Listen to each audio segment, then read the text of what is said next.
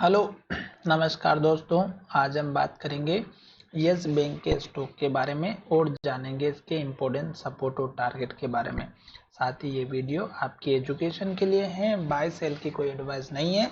फिर भी आप ट्रेड करते हैं तो अपने फाइनेंशियल एडवाइजर से जरूर कंसल्ट करें। तो चलिए वीडियो की शुरुआत करते हैं। अगर आप यहाँ पर देखेंगे तो स्टॉक हमारा 200 डेज का जो मूविंग एवरेज है इसके ऊपर चल रहा है। तो इसका मतलब ये हुआ कि लॉन्ग टर्म में ये स्टॉक अप ट्रेंड में इंडिकेशन दे रहा है।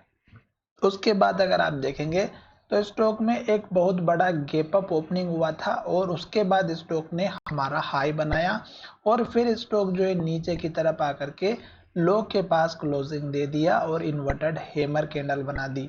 ये जो गैप अप ओपनिंग हुई थी ये इस स्टॉक के रिजल्ट को लेकर के हुई थी, जो कि बहुत ही बढ़िया प्रदर्शन हुआ था। और ये स्टॉक जैसे ही प्रदर्शन में आया, स्टॉक में यहाँ से हेवी सेलिंग स्टार्ट हुई और उसके बाद स्टॉक ने जो यहाँ पर जो लोग बैठे हुए थे उन लोगों ने अपना जो है प्रॉफिट या नो लॉस नो प्रॉफिट में स्टॉक को सेल करना स्टार्ट कर दिया, जिसकी वजह से स्टॉक में सेलिंग प्रेशर क्रिएट हुआ और स्टॉक नीचे आना स्टार्ट हो गया। उसके बाद इन्वर्टेड हैमर कैंडल बनी और लो बनाते बनाते स्टॉक रेड कैंडल बनाते बनाते अभी तक रुकने का नाम नहीं लिया। आज भी स्टॉक में भारी गिरावट हुई और स्टॉक ने फिर से इन्वर्टेड हैमर कैंडल बनाई है, जो कि हमें एक रिवर्सल का इंडिकेशन दे रही है। और हमें ध्यान में ये रखना है कि जब तक स्टॉक हमारा रेड कैंडल बना रहा है, लो बना रहा है और लो के पास क्लोजिंग हो रही है, तब तक आपको स्टॉक में किसी भी स्टॉक में एंट्री नहीं लेना है। एक सिंपल सा नियम रखना है। दूसरी बात, स्टॉक ने अगर आप देखेंगे तो यहाँ पर लो बनाया था, जैसे कि 15 रुपये 70 पैसे का। फिर स्टॉक ने ऊपर लो बनाया, फिर स्टॉक ने और ऊपर लो बनाया, फिर स्टॉक ने और ऊपर लो बनाया, फिर स्टॉक ने और ऊपर लो बनाया, फिर स्टॉक ने और ऊपर लो बनाया। तो ये लो जो ऊपर बन रहे हैं इसका मतलब ये हुआ कि स्टॉक अभी भी हमारा अप ट्रेंड को इंडिकेशन दे रहा है और स्टॉक ने ये जो हाई बनाया था इसके ऊपर एक अच्छी सी क्लोजिंग नहीं दी है। तो जब तक स्टॉक हमारा इस लेवल के ऊपर एक अच्छी स्ट्रॉन्ग क्लोजिंग नहीं देगा वॉल्यूम के साथ में, तब तक आपको इस स्टॉक में एक तो नई एंट्री नहीं लेना है।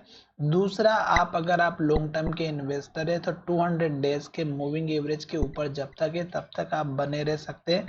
अभी स्टॉक में इस हाई का जो ब्रेकआउट हुआ था तो स्टॉक ने यहाँ पर हाई बनाया, फिर यहाँ पे हाई बनाया। तो अब स्टॉक के लिए ये जो टारगेट है ये बहुत ही इंपॉर्टेंट बन चुका है और ये लेवल है 25 रुपये 75 पैसे का और दूसरा टारगेट है 26 रुपये 25 पैसे का। तो ये आपके दो छोटे से टारगेट हो गए। अब स्टॉक हमारा इस लेवल को ब्रेक करेगा और इसके ऊपर क्लोजिंग देगा, तब आपको नेक्स्ट थर्ड टारगेट इस कैंडल का लो रखना है 26 रुपये 75 पैसे का और फिर आपको टारगेट रखना है इस कैंडल के हाई का, जो लगभग हमारा यहाँ पर है 27 रुपये 35 पैसे का। तो ये दो तीन आपके छोटे छोटे टारगेट है। अभी स्टॉक अगर आप देखेंगे तो लगातार रेड कैंडल बना रहा है, लो बना रहा है, तो आपको वेट करना है, जल्दबाजी नहीं करनी है, क्योंकि स्टॉक का जो सपोर्ट लेवल है वो अगर आप देखेंगे तो यहाँ पर बना हुआ है, जो लगभग हमारा 23 रुपये 25 पैसे का है। और इससे पहले अगर आप देखेंगे तो एक छोटा सा सपोर्ट लेवल यहाँ पर बनता हुआ नजर आ रहा है, जो आपको यहाँ पर दिखाई देगा 23 रुपये 75 पैसा या 80 पैसे के आसपास का। तो अभी आपको वेट करना है, जल्दबाजी नहीं करनी है, क्योंकि अगर स्टॉक हमारा इस लेवल तक आएगा तो यहाँ से रिवर्सल लेगा। जब तक रेड कैंडल बनेगी वेट करना है। टारगेट की मैंने ऑलरेडी छोटे टारगेट बता दिया है। उसके बाद बड़े टारगेट की अगर आप बात करें तो इसी कैंडल का हाई रखना है, जो कि लगभग हमारा 32 रुपये के आसपास का है। ठीक है, 32 रुपये के आसपास का आपका टारगेट लेकर के चलना है।